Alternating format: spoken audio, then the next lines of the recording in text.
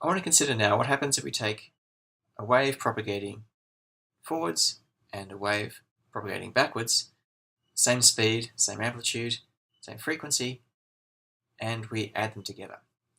Well, if we do this, what we find is something which is no longer travelling to the left or the right, it's just bouncing up and down on the spot, and we call this a standing wave. Mathematically, we can find the form of this by adding these two functions together. We'll see that the only difference here is the sign of kx. Here it's negative to go in the forwards direction. Here it's positive to travel in the backwards direction.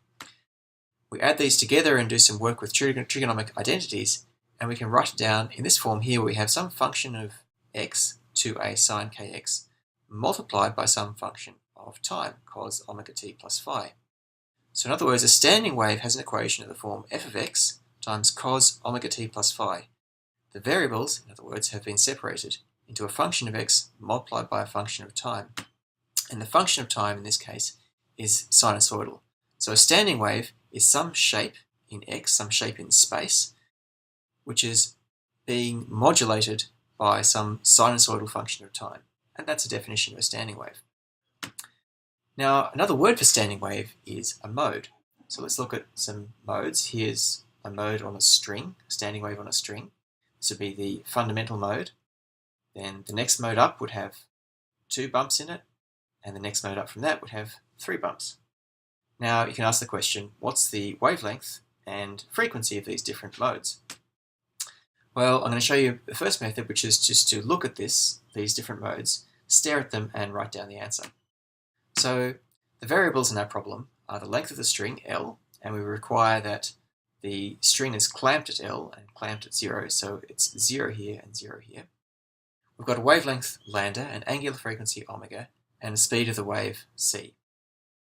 So the boundary condition is that the wave is 0 at x equals 0, and it's also 0 at x equals to L. As I mentioned, that's where it's clamped. It's clamped here and clamped here, so we must cross 0 and always be 0 at x equals 0 and x equals to L. Now that boundary condition means that we have to have an integer number of half wavelengths fitting into this piece of string here. So here is half a wavelength. We go up and down, and then it crosses 0 here, so we can fit half a wavelength. If we add another half wavelength, we get another 0 crossing, so we can have 2 half wavelengths, or we can have 3 half wavelengths, or 4, or 5, or an integer number of half wavelengths. So the wavelength then is constrained by the length. Rearranging this equation, we can write down that lambda n, the wavelength in the nth mode, or the nth standing wave, is 2L divided by n. Now k is 2 pi divided by lambda, so we can write down the equation for k of kn, the nth value of k, which is 2 pi on lambda n, or substituting in the equation here for lambda m, we get kn is n pi on L. So this is the nth spatial frequency. Omega, the frequency, is given by the speed times k, so we can write down omega n as c times kn, which is equal to n pi c divided by L. So here, we've got the wavelength, k, and omega of the modes as a function of n, which is the mode index. And as n increases, the wavelength goes down, inversely proportional to n, and the frequency goes up. It's proportional to n, as is the spatial frequency. A second method to do all this is to look at the wave equation. So we know the forwards and backwards waves must satisfy the wave equation. So therefore the sum must also satisfy the wave equation because it's a linear equation. If you have a solution in the forward direction, a solution in the backward direction, you add them together, it still solves the wave equation. So we'll assume a standing wave of this form. So we're taking something which is oscillating sinusoidally in some function of x. We're going to try and find this function of x. So here's the wave equation. First we'll work on the left-hand side here. We'll substitute in our form for y of x and t, and we find the second derivative with respect to x, second partial derivative, and it's the second partial derivative of f of x multiplied by the function of time. Now let's work on the right-hand side. Here we can actually evaluate a derivative because we've got a cosine function, so the second partial derivative with respect to time gives us a negative omega squared times f of x times the cosine back again. Now all of this here, this expression here must be equal to this expression here, so we can set them equal to each other, cross out the cosine functions, and we're left with this equation here. And you might recognize this as the equation for simple harmonic motion. In this case, simple harmonic motion as a function of x, a function of position. So we can write down the solution to that. We can write it as a sine wave, a sine omega on c x plus some angle theta. So here are two free variables, a and theta.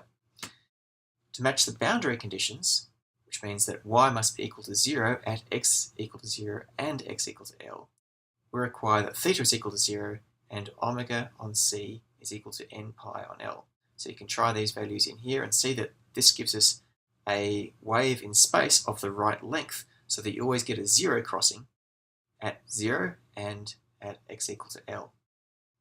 And so finally, what we find then from this equation here is that omega n must be equal to n pi c on L, and from the speed of the wave being omega on k, we find kn and lambda n exactly the same as we did using the previous method. And furthermore, we can write down the explicit form of the mode now.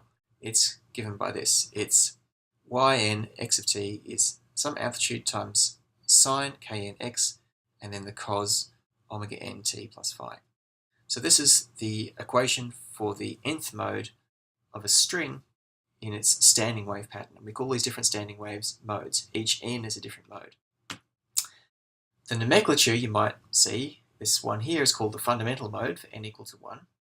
This would be the second harmonic, and this would be the third harmonic. And the important thing to realize here, and I'll say it again, I guess I've said it already, but I'll say it again, is that k and omega can only take on discrete values. They're indexed by n. These are the possible discrete values of omega as a function of n, where n is an integer. And these are the discrete values of k, where n is an integer. And this is an example of quantization. Quantum mechanics comes out of considerations that give you equations like this, where you have these boundary conditions that give you these discrete values. And a mode is just a fancy name for a standing wave. And the one with the longest wave is the fundamental mode, or the first harmonic, and the rest are the second, third, up to nth harmonics. Now, every mode is actually a harmonic oscillator of a different frequency. So if you look at the equation here for a mode, we've got some dependence on space. Now, it happens to be a sine wave, which is actually confusing because it's a sine wave in space, which is also a harmonic oscillator. But I'm not thinking about the function of space. For a three-dimensional shape, it's going to be perhaps something quite different to that. I'm just thinking about the function of time here. This is harmonic oscillation in time, and the frequency of the oscillation is given by omega n. And as I increase n, the frequency of the oscillation increases. So each one of these modes is a harmonic oscillator going at some frequency omega n, and it's modulating this function of space. So if I animate these, and I can think now that, well, these are three different modes, but they can all coexist. They're all solutions to the wave equation, so they can all coexist on the same piece of string. So if I add them together, I in fact get something that looks like this, which is some kind of crazy wave.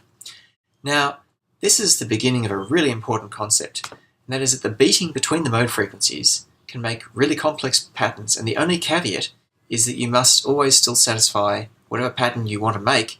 You must always satisfy that you have a 0 here and a 0 here for the particular boundary conditions that we're thinking about at the moment, at any rate.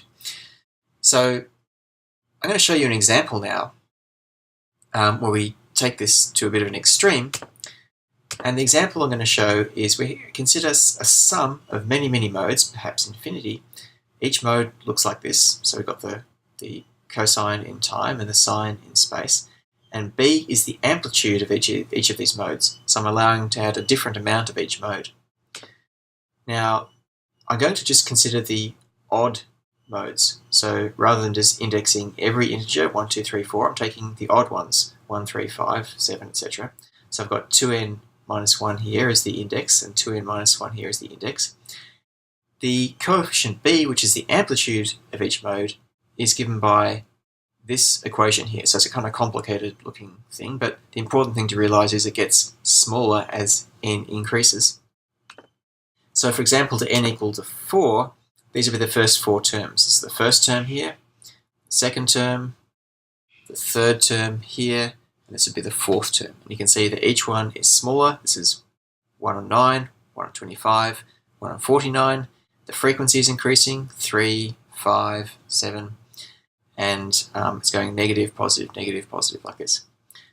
Now, to see what this does, we're not going to look at the equation, we're going to look at an example in Mathematica. So here's our Mathematica model. Here is a table of all of the modes, and on the left-hand side here I'm plotting each individual mode, and the right-hand side here I'm plotting the sum of all the modes. So this is the first mode. If I add the next mode, so it looks like this, so the orange one and the blue one, if I add them together, I get something that looks like this. And I keep adding more and more and more modes. So you can see each mode here has an amplitude which is smaller and of higher frequency. And if I add them all the way up to, say, 28, what I see here is that the sum of all these modes conspire to add up to something which is kind of triangular. And then it starts off as a triangle, comes down, crosses the origin, and forms a triangle the other side. This, in fact, is a model of a plucked string. So when you pluck a string, you pull it up into a kind of a triangle and then let go. So this would be the motion of a guitar string, for example, when you pluck it. And I chose deliberately the frequencies of the modes and the amplitudes of the modes to find this solution. So in fact, there's a way of doing the inverse problem. If you have a particular shape that you want to start with, you can find out what the amplitude of each mode is, and then you propagate the modes, you allow them to evolve in time, and you see how the whole problem evolves in time. So you break the problem down to its individual modes, add them all together, let the modes roll as a function of time, and then you can see how the whole problem works. And this is the beginning of a concept known as Fourier decomposition, breaking a problem down into its different frequency components so we can understand how it works. It's a really, really great concept, has enormous applications in physics and engineering, and we're going to be covering it much more in second year.